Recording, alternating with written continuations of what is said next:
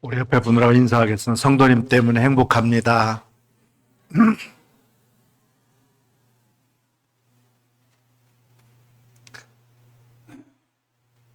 세상이 주지 못하는 주님의 따뜻한 평안이 여러분 삶 가운데 가득하기를 주님의 이름으로 소망합니다. 오늘 우리는 인생의 거친 파도 속에서도 우리를 결코 놓지 않으시는 하나님의 세미한 음성의 귀를 기울여 보려고 합니다. 어느 걱정 많은 사람이 있었어요. 얼마나 걱정이 많았는지 비행기를 탈 때마다 사고가 날까봐 전전긍긍했어요. 하루는 친구가 물었습니다. 여보게, 자네는 비행기 탈 때 왜 그렇게 불안해하나? 통계적으로 비행기가 자동차보다 훨씬 더 안전하다네. 그저 그 사람이 진지하게 대답해요. 나도 알지. 하지만 내가 걱정하는 건 통계가 아니라네. 만약 내가 탄 비행기가 추락한다면 그건 나에게 100% 확률이 되는 거 아닌가. 여러분, 우리는 때로 일어나지도 않을 일에 대해서 마음을 다 빼앗기면서 살아갈 때가 많아요. 하지만 오늘 주님은 그 100%의 두려움을 100%의 평강으로 바꿔주시겠다. 그렇게 약속하고 있어요.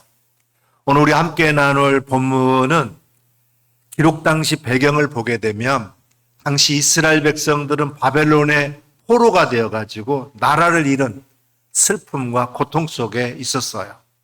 또한 신흥 강대국 바사, 즉 페르시아의 고레스 왕이 주변국들을 정복하면서 진격해오자 포로 신세였던 유다 백성들은 앞으로 어떤 일이 닥칠지 몰라가지고 공포와 공황 상태에 빠지게 되었어요.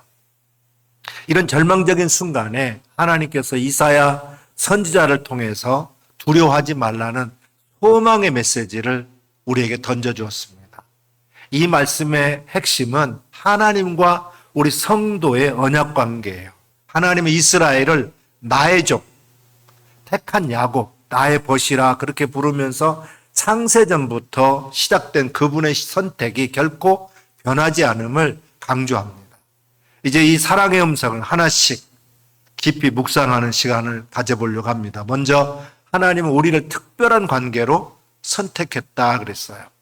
오늘 본문 8절 9절에 보면 그러나 나의 종 너 이스라엘아 나의 택한 야곱아 나의 벗 아브라함의 자손아 내가 땅끝에서부터 너를 붙들며 모퉁이에서부터 너를 부르고 내게 이르기를 너는 나의 종이라 내가 너를 택하고 실어버리지 아니하였다 하였노라 그랬어요.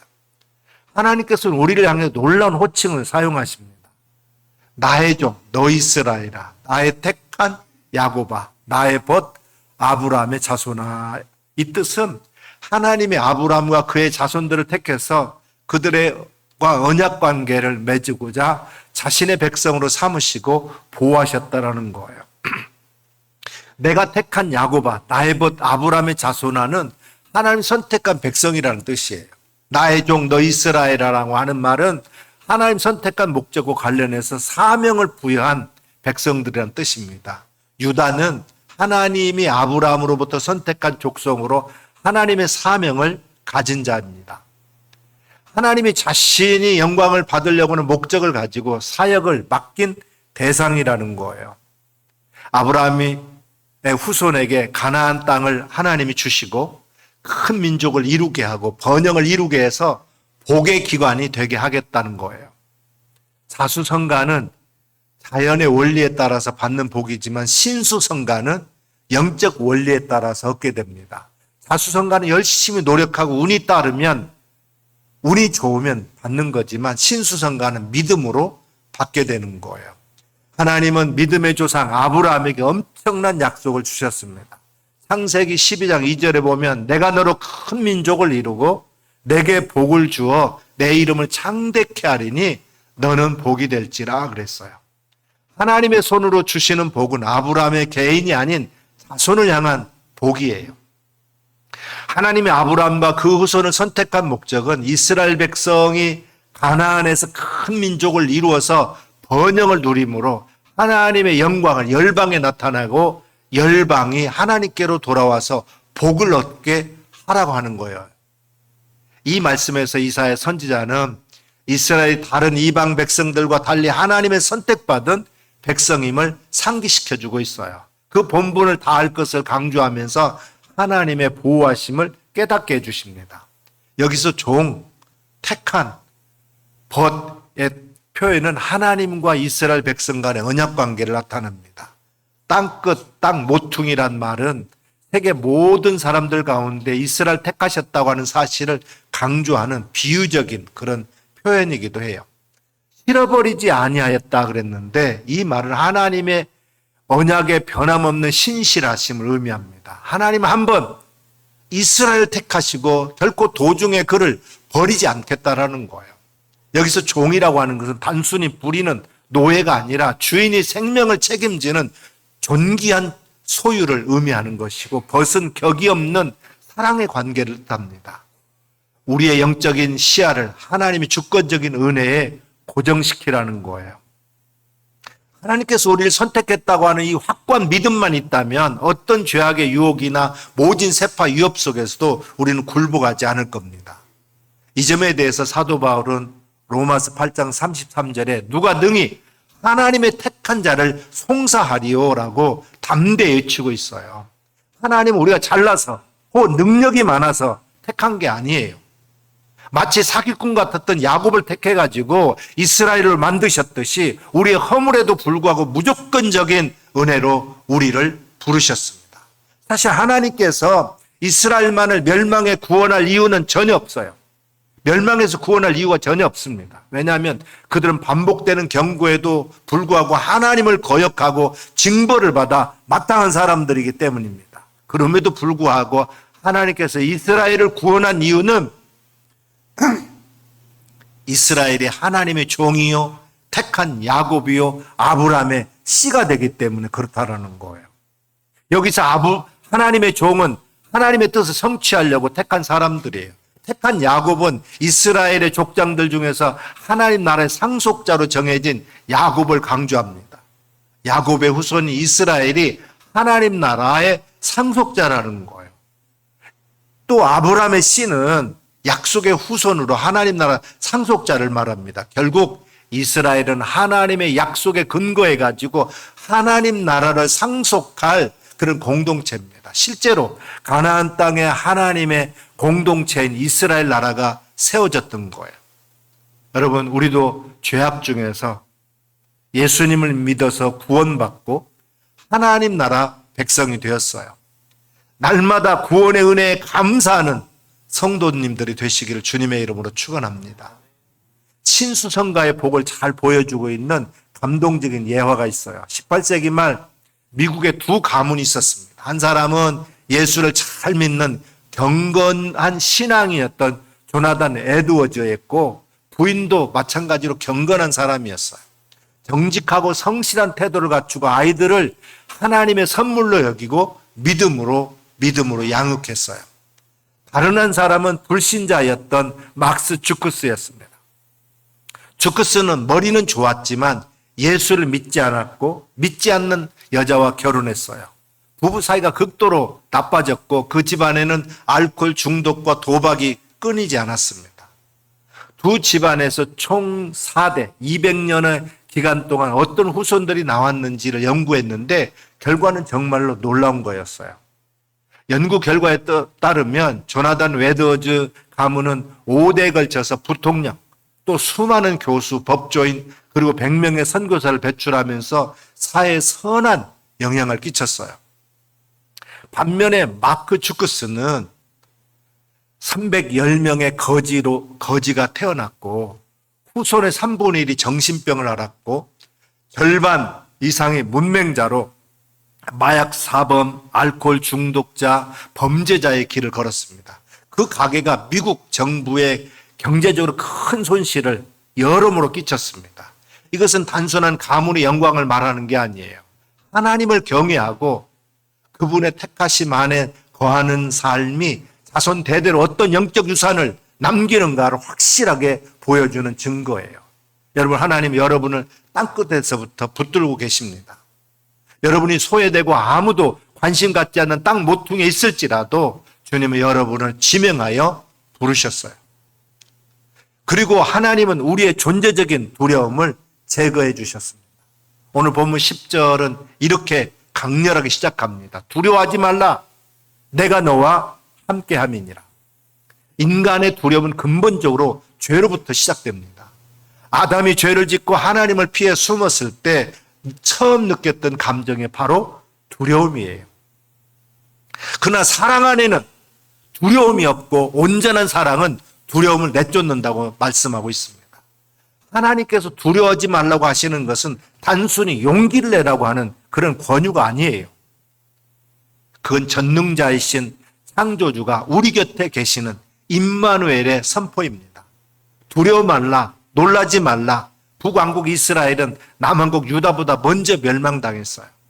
그런데 이 구절은 하나님을 배반해서 바벨론 나라의 포로가 된 남왕국 유다 백성을 향한 말씀입니다. 하나님께서 고레스의 등장으로 이방 나라들이 놀라고 무서워 떠는 사실을 염두에 두고 하신 말씀이에요. 즉 하나님이 너를 도우시고 함께하사 고레스를 너의 구원자로 세울 것이니 두려워하지 말고 놀라지 말라는 거예요.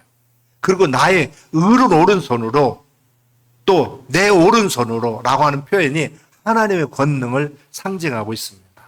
이 바사는 고대 이란이었던 국가인데 페르시아를 말합니다. 파사라고도 하고 이걸 음역에서 바사로 이렇게 기록했는데 이 바사의 고레스 왕은 남왕국 유다 백성들이 예루살렘으로 돌아가서 무너진 성전을 다시 건축하도록 공표하고 있는 걸 볼 수 있어요. 이것은 하나님을 모르는 이방 나라의 왕에게 있을 수 없는 일이었어요. 이스라엘 백성을 위해서 하나님께서 행하신 기적적인 일이었습니다. 하나님은 기적의 하나님이세요. 하나님은 우리에게도 기적을 행하십니다. 하나님이 고레스 왕을 감동시켜가지고 하나님께서 고레스의 왕의 마음을 감동시켰다 그랬어요. 고레스 왕은 이스라엘의 하나님은 참신이라고 또 그 입으로 고백합니다.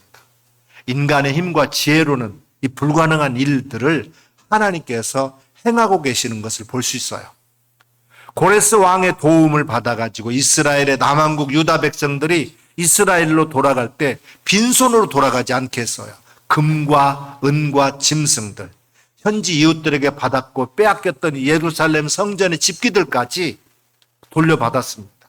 하나님께서 포로 생활의 고난에 대한 보상을 그들에게 해주셨던 거예요. 세력이 막강한 고레스 왕의 출현으로 주변의 모든 나라들은 두려움에 떨었지만 이스라엘만은 하나님의 특별한 보호 아래 있게 되도록 했던 것이에요. 즉 폐허가 된 고국 이스라엘에서의 생활을 앞둔 유대인 포로들에게 하나님의 도우심으로 그들이 낙원을 이루게 될 것을 믿게 하고 격려하고 있는 걸 볼 수 있어요. 영국의 위대한 탐험가 어니스트 세클턴의 일화는 이 약속을 시각적으로 보여주는데요.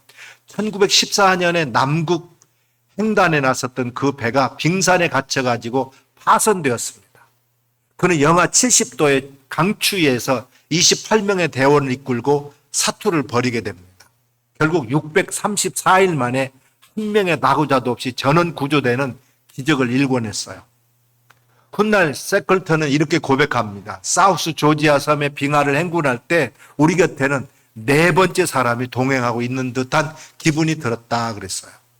절망의 끝자락에서 그들을 붙들고 계셨던 분은 바로 하나님이셨던 거예요. 사랑하는 여러분, 우리가 사망의 음침한 골짜기로 다닐지라도 오늘 우리는 혼자가 아니라는 거예요. 하나님은 놀라지 말라. 나는 내 하나님이 됨이니라. 여러분 흔들리는 마음을 이 하나님이 굳세게 붙들어 주신 줄 믿으시기 바랍니다.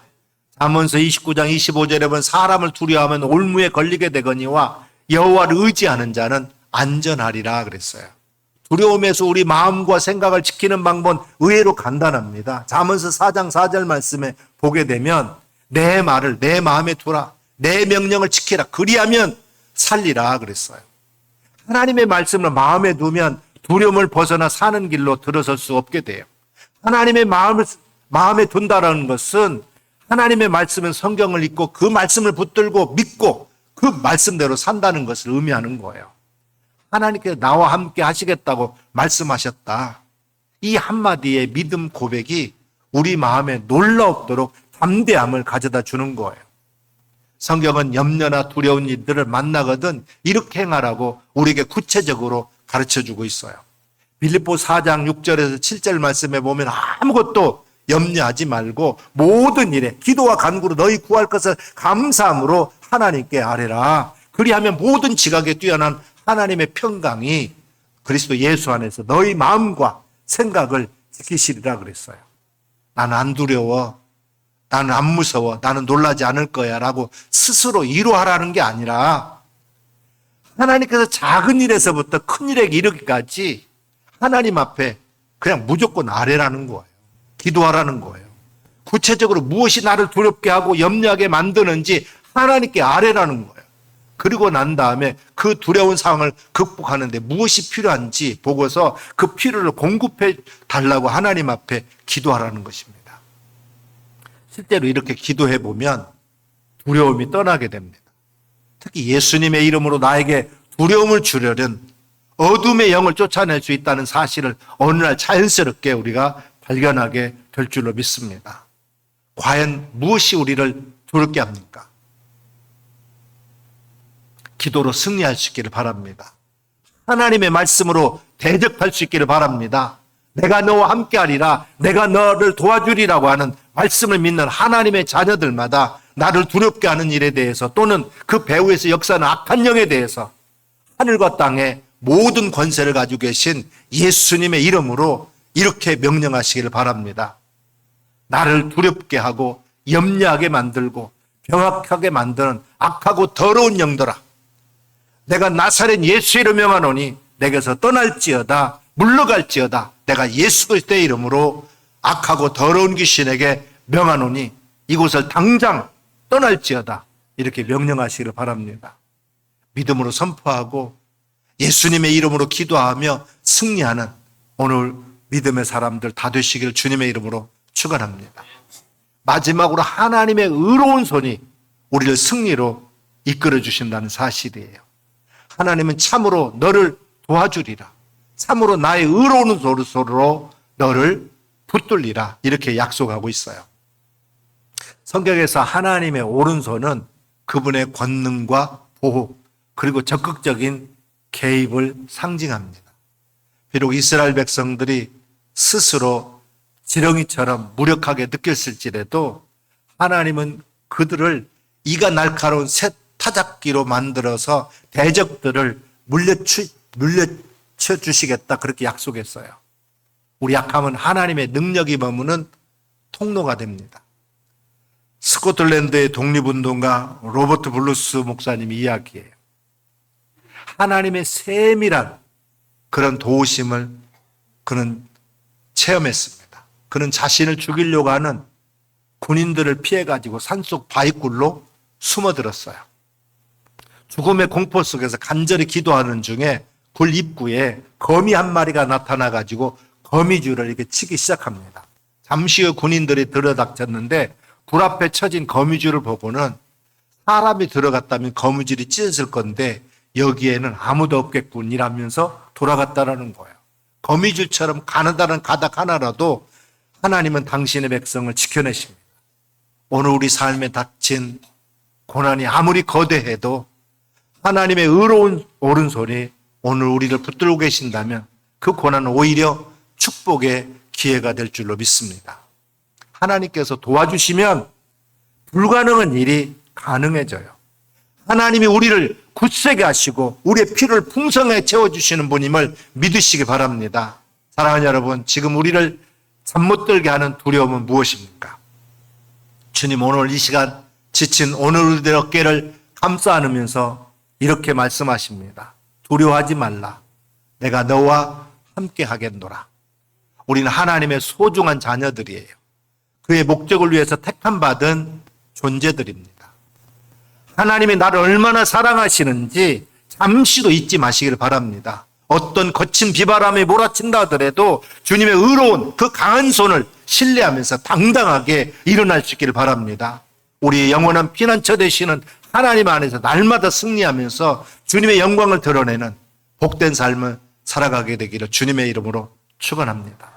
기도하겠습니다.